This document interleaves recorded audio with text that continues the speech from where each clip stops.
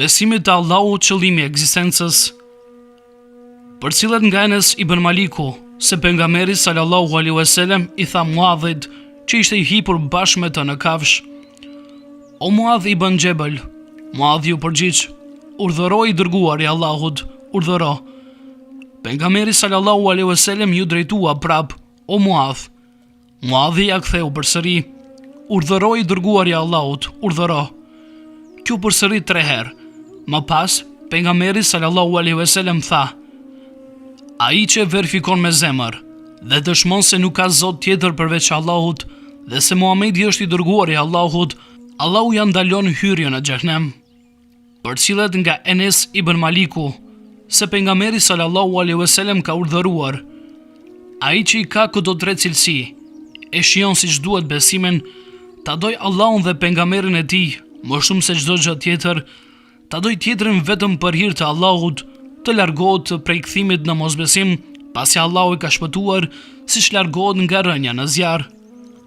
Alhamdulillahi Rabbil Alamin, wassalatu wassalamu ala rasulina Muhammedin wa ala alihi wa sahbihi ajma'in wa man tabi'ahum bi ihsanin ila yawmiddin.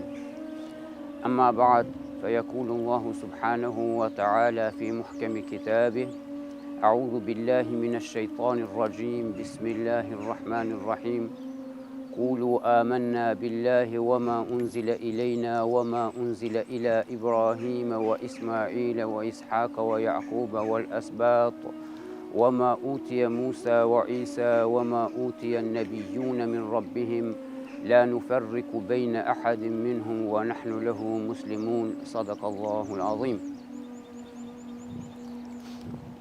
Paraqitemi para jush me temën vepra përforcon besimin. Për ta trajtuar këtë temë më së miri, do të marr shembull rastin e Xhibrilit, i cili i u lajmërua Muhammed Mustafa sallallahu alaihi wasallam në formën e njeriut. Erdhi Xhibrili te Muhammed Mustafa sallallahu alaihi wasallam dhe ia parashtroi disa pyetje. Cilat ishin ata pyetje? Ata pyetje kishin të bëjnë me islamin dhe imanin. Ne do të ndërlidhemi fillimisht me atë se çka është islami dhe çka është imani, dhe këtë më së miri na i tregon ky rast i takimit të Xhibrilit me Muhammed Mustafa sallallahu alaihi wasallam. Xhibrili pra ju paraqit Muhammed Mustafa alaihi salatu wassalam në formën e njeriut dhe e pyeti se çka është islami. Ju përgjigj Muhammed Mustafa sallallahu alaihi wasallam duke i thënë se islami është ta besosh Allahun dhul xhelal, të falish namazin, të japish zakatin, ta agjerosh muajin e Ramazanit, si dhe ta kryesh haxhin sipas mundësive që i ke. Xhibrili i tha: "Po tha, kështu tha është. Mirë, po ajo çka ishte më simptomatike dhe ajo çka ishte më me kurreshje për ne që duhet ta shpjegojmë, ishte se të pranishmit u habitën si mundet një njeri vend tek i dërguari i Allahut, parashtron një pyetje, merr përgjigjen, pastaj të njëjtën e pohon duke i thënë po ashtu është." Pastaj Xhibrili vazhdoi me pyetjen e dytë. Dhe pyetja e dytë ishte se çka është imani, çka është besimi. Dhe el iman an tu'minu billahi wa malaikatihi wa kutubihi wa rusulihi wal yawmil akhir wa bil qadar. Që do të thotë se pejgamberi në këtë rast ja tregoi Xhibrilit 6 kushtet e besimit. Për mos me i shpjegu të gjitha një nga një, unë kështu do të them më mirë se ju përgjigj se iman është t'i besosh 6 kushtet e besimit, duke filluar nga besimi në Allahun dhul xhelal e kështu me radhë. Pra, me një fjalë, Xhibrili me këtë rast na pas ka treguar një farë dallimi mes besimit dhe islamit. Dhe vjen shprehje tani se çka është besimi e çka është islami. Besimi pra qenë ka pjesa e brendshme, ajo që njeriu e beson me zemër dhe e deklaron.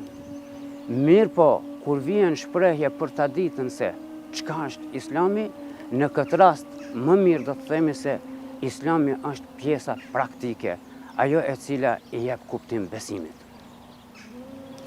Pra, gjithmonë, kur Islami dhe imani paraqiten së bashku, kanë vetëm një shpjegim, pra kanë kuptimin e njëjtë sepse inkorporohen në njëra tjetrën.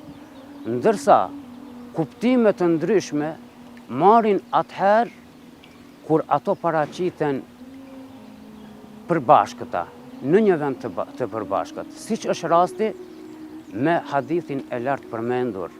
Pra, në këtë rast, Islami dhe imani na paraqiten bashkë, andaj edhe na tregojnë se iman është besimi, ndërsa Islam është praktika. E kur janë bashkë, atëherë kanë të njëjtin kuptim, sepse ne themi pa Islam nuk ka iman dhe pa iman nuk ka Islam. Përcillet nga Ebu Hurajra se pejgamberi sallallahu alaihi wasallam ka thënë: ai që thot 100 herë në ditë, nuk ka zot tjetër përveç Allahut, ai nuk ka shok, pushteti është i tij dhe lavdërimi bëhet vetëm atij. Ai ka fuqi për çdo sevap si të ketë liruar 10 sklevër, i shkruen 100 të mira dhe i fshihen 100 mëkate. Këto fjalë i bën mbrojtje deri në mbrëmje. Askush përveç atij që e thot më shumë këtë, nuk mund të bëj diçka më të vlefshme. Pra siç e cekëm më lartë, paraqitjen e Xhibrilit tek Muhammed Mustafaja sallallahu alaihi wasallam në formën e njeriut. Dhe kjo vlen të analizohet apo të shpjegohet pak më mirë, sepse sipas dietarëve islam, edhe kjo paraqitje ka simbolikën e vet. Pse pikërisht në ato momente Xhibrili ju paraqit Muhammed Mustafas alayhi salatu wassalam, duke qenë se ai ishte duke ndenjur me shokët e vet. Pra kishte edhe të tjerë të pranishëm. Pastaj, pse Xhibrili alayhi salam ju paraqit Muhammed Mustafa sallallahu alaihi wasallam me këtë rast pikërisht në formën e njeriu? Pastaj, pse Xhibrili alayhi salam zgjodhi paraqitjen e tij para Muhammed Mustafa alayhi salam pikërisht me flokët e zeza dhe petkun e bardhë e panjollar? Për gjitha këto pika, apo për këtë çështje në tërësi, dietarët islam japin një shpjegim, kuptohet sipas asaj që ata mendojnë. Sa thonë se e para që u bën përshtypje paraqitja e Xhibrilit në formën e njeriut, ishte që ta kuptojnë të pranishmit që ishin me Muhammed Mustafan alayhi salatu wassalam, se Muhammedi alayhi salam nuk ishte ai i cili fliste diçka nga mendja e tij, por se atë e mësonte Allahu Dhul Xhelal përmes Xhibrilit. E në këtë rast pra, me që bëheshte fjalë për dy pyetje bazë, çka është imani e çka është Islami, ata e kuptuan se pikërisht Xhibrili ishte ai i cili ja mësonte Muhammed Mustafa sallallahu alaihi wasallam Islamin. Nga ana tjetër, Omeri radiallahu anhu i cili e transmeton këtë hadith, e përshkruan pamjen e Xhibrilit dhe na thot se Xhibrili u paraqit me flokë të zeza, ndërsa sipas dietarëve, simbolika e flokëve të zeza me paraqitjen e Xhibrilit në këtë rast, ishte ajo e cila do të simbolizonte se Islami duhet të filloj të pranohet dhe të praktikohet në kohë shumë të hershme, nga se vetë floku i zi i Xhibrilit asoconte në moshën e njom të një të riu. Dhe e treta petku i bardhë i tij ishte petku i cili asoconte bardhësinë e Islamit, bardhësinë e kësaj feje të cilën ne mundohemi që ta praktikojmë. Ai na tregoi se Islami është fe e pastër dhe panjolla, nga se ardhja e tij me petkun e tij të bardhë paraqiti një realitet jo shumë të pranueshëm për të pranishmit, sepse siç e dim, shkretëtira arabe është e pamundur të kalohet me një petk të bardhë e të mosnjollosit. Mirë po, pikrish këtu ishte edhe esenca e paraqitjes së Xhibrilit në këtë formë, pra me petkun e bardhë e panjolla, e që na përcjell mesazhin se Islami është fe e bardhë e panjolla, e nëse e njollosim ne atë, pra nuk është Islami i njollosur, por faktori njeri është ai i cili mund ta njollos atë. Andaj këtu vlen ajo sentenca e cila përdoret shpesh herë, mos më nënçmo Islamin, por nëse duhet më nënçmo mua. Pra, me këtë rast, erdhi Xhibrili dhe i solli këto lajme, këto habere, duke na treguar përmes të gjithë të pranishmëve që ishin tek pejgamberi Muhammed Mustafa sallallahu alaihi wasallam, dhe duke na i përcjellur mesazhin më të madh. O njerëz, Muhamedi po ju vjen me një fe të pastër, fe monoteiste, fe e vetme e pranuar tek Allahu Dhul Xhelal. Andaj mbajeni atë dhe mos e njollosni asnjëherë.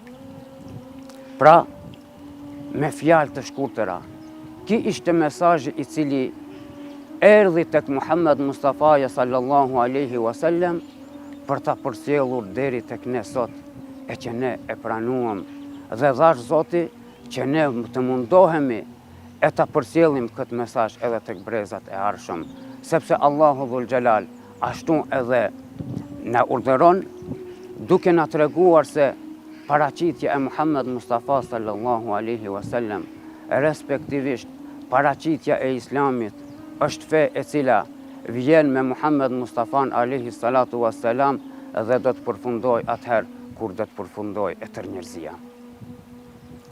Ishim duke u kthyer nga lufta e Tebukut, rrëfen Muadh ibn Xhebeli, pash vetëm pejgamberin sallallahu alaihi wasallam, ju afrova dhe i thash: O i dërguari i Allahut, a më thua një sjellje që do të më çojë në xhenet?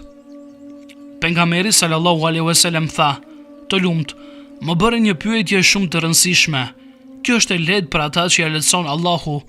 Fal namazin që ke fars, jep zekatin që ke fars dhe të takosh me Allahun pa i bërë shok. Përcillet nga Ebu Huraira se pejgamberi sallallahu alaihi wasallam ka thënë: Besimi ka 70 e disa deg, më i larta prej tyre është fjala La ilahe illallah, nuk ka zot tjetër përveç Allahut. Më e ulta është të largosh nga rruga një pengesë, edhe turpi është një nga degët e besimit. Pra të nderuar, e kemi të qartë tani më se çka është imani, besimi, çka është Islami apo praktika, edhe si duhet të sillet një musliman i cili vesh ka filluar ta zbatoj imanin e vet edhe ta praktikoj atë. Në momentin që një rob i Allahut Dhul Xhelal shqipton dëshmin, shahadetin, duke u shprehur me bindje dhe duke besuar në të se Allahu Dhul Xhelal është një, i vetmi dhe i pashoq, ai meriton adhurim dhe respekt, nuk ka tjetër që mund të adhurohet, edhe se Muhammed Mustafa sallallahu alaihi wasallam është i dërguari i Allahut Dhul Xhelal, prej këtij momenti robi i Allahut tani më e ka çelësin e besimit dhe fillon me praktikimin e Islamit. Pjesa tjetër e kushteve të Islamit është pjesa praktike, siç është namazi, siç është zekati, siç është Ramazani dhe haxhi sipas mundësive. Gjithmonë duke pasur parasysh se obligimet dhe detyrimet për kryerjen e këtine obligimeve ndaj Allahut Dhul Xhelal na bëjnë që të pyesim shpesh se imani, besimi, a mund të qëndrojë vazhdimisht i njëjtë apo jo? A forcohet imani dhe a pakohet? A është imani, besimi tek të gjithë njerëzit i njëjtë apo jo? Gjitha këto pyetje dhe gjitha këto dilema, nëse mund të themi, ka një përgjigje të vetme dhe atë duke u bazuar në fjalën e Allahut Dhul Xhelal, në ajetin e tij në surën Anfal, i cili na thot: "A'udhu billahi minash shaitanir rajim. Bismillahir rahmanir rahim. Innamal mu'minuna alladhina idha dhukira Allahu wajilat qulubuhum wa idha tuliyat alayhim ayatuhu zadatuhum imana wa ala rabbihim yatawakkalun." Sadaqallahul azim. Pra thot Allahu dhul Jalal, me të vërtet besimtar të drejt janë ata të cilët kur u përmendet emri i Allahu dhul Jalal, atine u rënqethen zemrat e tyre. E kur atine u kujtohen apo u përmenden fjalët e Allahu dhul Jalal, atyre u shtohet besimi, u shtohet imani dhe tek Zoti i tyre mbështeten. Pra, kjo çka na tregon, në çka na asocon? Na asocon apo na tregon, na thot se sado që muslimani apo besimtari mundohet ta praktikoj jetën e vet ashtu siç kërkon Allahu dhul Jalal, edhe siç është i kënaqur Allahu dhul Jalal me neve, aq më të fuqishëm do ta ketë besimin e vet, sepse nuk ka gjë tjetër e cila na çon më tepër drejt meditimit, drejt asaj se çka është e fshehta, më tepër se sa ajo që na kujtohet vet ekzistimi i Allahu dhul Jalal. Pra vet qenja e Allahu dhul Jalal është ajo e cila më së tepërmi neve na i forcon besimin dhe na obligon, na detyron që edhe më tepër ta praktikojmë, ta kemi në jetën tonë praktike atë. Nga ana tjetër, nëse vjen shprehje pra se ashtohet apo apakohet imani, imani pakohet pra me vepra konkrete. Imani pakohet nëse ne afrohemi ka mëkatet, nëse ne lakmojmë të largohemi prej asaj që Allahu dhul Jalal na obligon. Pse pikrisht e fillova me këtë duke thënë se apakohet imani, e nuk tham se ashtohet imani. Pikrisht me këtë e fillova duke pasur parasysh se ëndja e njeriut është ajo e cila gjithmonë anon ka ajo që është më e lehta. Gjithmonë anon ka ajo që është e huaja. E për të anuar ka e huaja është shejtani alayhi lane, ai i cili gjithmonë na sugjeron, na sugjeron ta lajmë atë që është në interes tonin dhe të kapemi që t'i prishim punë dikujt tjetër. Pra, gjithmonë duke pasur parasysh se bijem pre e gabimeve tona, e mora edhe e fillova pikrisht me këtë se apakohet imani. Nga ana tjetër, ashtohet imani, po sepse këtë na e vërtetoi vet ajeti i Allahu dhul Jalal. Imani shtohet gjithmonë, duke qenë se muslimani është i obliguar në jetën e vet të jetë nën binarët e kushteve të islamit, siç është namazi, siç është zekati, siç është haxhi, siç është Ramazani e kështu me radhë. Pra këto ishin ato kushtet bazë për të cilët ne me do e mos duhet t'i përmbahemi këtyre, mirë po nuk do men se brenda këtyre kushteve nuk ngërthehen edhe punë të tjera. Ashabët e Rasulullahit sallallahu alaihi wasallam ishin ata të cilët ishin të interesuar vazhdimisht për ta përforcuar, për ta shtuar imanin e tyre, dhe ata përveç se kryenin obligimet me të cilët i njihnin si obligime fars, obligime parsore, bënin edhe punë tjera vullnetare me të cilat ishte i kënaqur Allahu dhul Jalal. Ata e kishin parasysh ajetin e Allahu dhul Jalal: "Men amila salihan fali nafsi wa man asaa fa alejha." E kjo ajet pra na tregon neve edhe na thot se ai i cili bën një vepër të mirë për vete e ka, dhe nëse e bën një vepër të keqe edhe atë e ka për vete. Dhe Allahu dhul Jalal nuk bën padrejti ndaj robërve të tij. Që do të thotë se ashabët e Rasulullah sallallahu alaihi wasallam ishin të interesuar që vazhdimisht ta kenë bekimin dhe mbështetjen e Allahu dhul Jalal, për të mbrojtur imanin dhe besimin e vetë. Andaj, po sjellim disa shembull nga jeta e ashabëve të Rasulullahit alayhi salatu wassalam. Shembull për këtë është rasti i Ebu Bekrit radiallahu anhu, i cili një ditë prej ditëve, derisa po shëtiste në kopshtin e ensarëve, pa një shpend se po fluturonte dhe u ndal në një pemë. Dhe nga kjo pemë, ai u ushqye. Mirë po, në momentin që e kreu ushqimin, ai vdiq. Me këtë rast Ebu Bekri, si që transmetohet, u ullë në digjun dhe filloj të qaj. Ndërsa të pranishmit u të buan rrëthi dhe e pyetën, çka është puna me ti, o Ebu Bekër? Çka është arsyeja e cila të bëri që të qash? Tha, e pashta një shpend i cili fluturoi. Unë dalë, tha, në këtë pemë, e kryeti tha ushqimin e vetë dhe vdiq. Mirë po, nuk ishte arsyeja pse Ebu Bekri qau nga se vdiq një shpend. Mirë po, arsyeja ishte tek ajo se çka dhe si përfundoi ai shpend. Sa ki shpend, tha, e përfundoi jetën e vetë, mirë po, tha, nuk dhe të merret, tha, më tha në pyetje. Ah, tha, sikur unë të kisha qenë, tha, pra, në vend të këtij shpendi.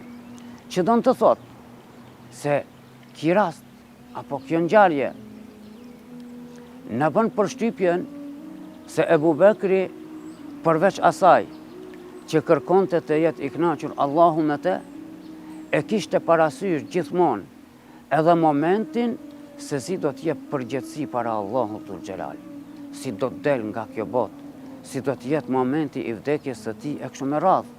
Pse? Sepse e gjithë jeta jonë ka të bëjë me atë se si do t'na vjen përfundimi dhe se si do t'dalim para Allahut Dhul Xhelal. Pra jeta jonë që ka vetë përgjegjësia jonë. Nga ana tjetër, na tregon një shembull Omeri radiallahu anhu pashtu me Ebu Bekrin. Dhe na thot se Ebu Bekri ishte ai i cili vazhdimisht kur ne e falnim namazin e sabahut, ai largoheshte nga ne. Largoheshte nga ne, thot, dhe nuk e dinim se ku shkonte ai. Mirë po një ditë prej ditësh Omeri e përcjelli dhe e pa se Ebu Bekri hini në një shtëpi. Pastaj pasi doli ai, hyri Omeri radiallahu anhu. Në atë shtëpi gjeti një plak të krucur, një plak të verbër. Ju drejtu Omeri dhe e pyeti, kush je ti dhe kush ishte njeriu i cili sapo doli nga shtëpia juaj. Plaka ju përgjigj duke i thënë se unë jam një plak e krucur, jam një plak e verbër, ndërsa njeriu i cili vjen as që e njoh, as që e kishte iden pra, sepse Ebu Bekri nuk kishte shkuar t'i tregoj asaj se unë jam ky e ky, unë kam këtë obligim apo këtë detyrim, as nuk i tregoj se ky ishte vetë halifi i muslimanëve. Mirë po, e kryente obligimin e vetë duke pasur parasysh se atë vepër që e bënte vetëm për të qenë i kënaqur Allahu Dhul Xhelal me te. Andaj kjo plak i tregoj Omerit dhe i tha se ky njeri vjen vazhdimisht, vjen na e sjell ushqimin, na e pastron shtëpinë, na pastron edhe neve dhe del duke mos thonë asgjë. Dhe me këtë rast, e mori mesazhin e Ebu Bekrit edhe vetë Omeri. Omeri ta shpilloi të qaj dhe tha, o Ebu Bekër, tha me këtë vepër, tha ti, tani e tu tjetha i ngarkove të gjithë halifët që do të vinë pas teje. Pra, në një farë forme, kjo është një mesazh i cili mund ta pranojmë nga se ne kemi nevojë ta mësojmë Islamin, kemi nevojë ta dimë se me cilat vepra është i kënaqur Allahu Dhul Xhelal me ne, dhe shembull më të mirë për ta jetësuar dhe për ta materializuar Islamin ton është shembulli i vetë ashabëve të Rasulullahit alayhi salatu wassalam. Nga ana tjetër, ashabët e Rasulullahit alayhi salatu wassalam, duke pasur parasysh se ndjenin përgjegjësi aq të madhe derisa i kryenin obligimet e veta, kishte raste kur po merrnin abdes për të falur namazin dhe e shikonin njëri tjetrin në fytyrë dhe e pyetnin se çka je zbehur deri në këtë formë. Përgjigja e tyre nuk ishte gjë tjetër, përveç se ishte një përgjigje shumë e thjeshtë. A e dini se para kujt duhet të lidhemi tani në namaz? Pra ata e kishin parasysh edhe atë më të vlefshmën, edhe atë më të lartën që e vlerëson Allahu Dhul Gjelal, sepse kur e pyeti Gjibrili Muhammed Mustafan alayhi salatu wassalam, çka është ihsani, pra çka është mirësia më e madhe, tha an ta'bud Allaha ka'annaka tarah, fa in lam takun tarahu fa innahu yarak. Tha pra ti bësh ibadet, ta adhurosh Allahun Dhul Gjelal, ashtu sikur e shef, edhe pse ti nuk e shef, pra ai ti të shef. E ashabët e Rasulullah sallallahu alaihi wasallam më miri e kishin kuptuar këtë, nga sa ata kur hinin në namaz, hinin të përgatitur, duke qenë të bindur se janë para Allahut Dhul Gjelal, dhe ata hinin në namaz ashtu sikur se e shihnin Allahun Dhul Gjelal, nga se ishin të vetëdijshëm se Allahu Dhul Gjelal i sheh ata dhe na sheh neve. Pra të nderuar, jeta jon është vetë praktika. Andaj, në të shumtën e rasteve kemi nevojë që t'i bëjmë një analizë vetvetes. T'i bëjmë analizë vetvetes rreth bindjeve tona. T'i bëjmë një analizë vetvetes rreth praktikës sonë. Nëse duhem ta masim besimin ton, thjesht duhet të kthehemi tek ajo se sa Kur'ani apo fjala e Allahut Dhul Gjelal ndikon në zemrat tona, se sa jemi në gjendje namazi jon të jetë i përkryer dhe të qëndrojmë para Allahut Dhul Gjelal ashtu sikur ne ta shohim atë, sepse edhe ne nëse nuk e shohim, ai ne na sheh. Andaj lutim Allahun Dhul Gjelal që ta forcoj besimin ton, ta pranoj praktikën dhe islamin ton, dhe me këtë islam insha Allah të na shpëtoj dhe me pejgamberët të na bashkoj.